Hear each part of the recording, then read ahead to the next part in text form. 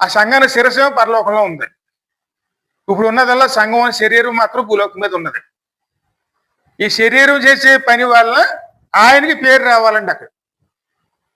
అంటే ఈ సంఘం ఇక్కడ నిలిచి ఉన్నప్పుడు ఈ సంఘం ద్వారాను సంఘం నిలబెట్టిన చోటు మన మంచి క్రియలు అంటే దేవుడు చెప్పిన క్రియల వల్ల దేవునికి ఏం కలగాలి? మహిమ కలిగే విధంగానే ఉండటం కోసం దేవుని ప్రతినిధులుగా మనల్ని ఈ సంఘములోను మనల్ని ఆయన నిలిపి ఉంచారండి. ఆయన వచ్చే వరకు మనం ఏం చేయాలి? దేవుడు నిలిపిన చోట దేవునికి ఏం కలగాలి? మహిమ కలిగించటానికి మనము ఆయన సిద్ధపరిచిన దాంట్లోనూ మనం నిపుణత కలిగిన వారమని చక్కగా పని జరిగించుకుంటున్న వారమని మనం ఉండాలండి. అప్పుడు బలాదాసుడా అని చెప్పి మనల్ని ఆయన మెచ్చుకునే వారుగా ఉంటారండి.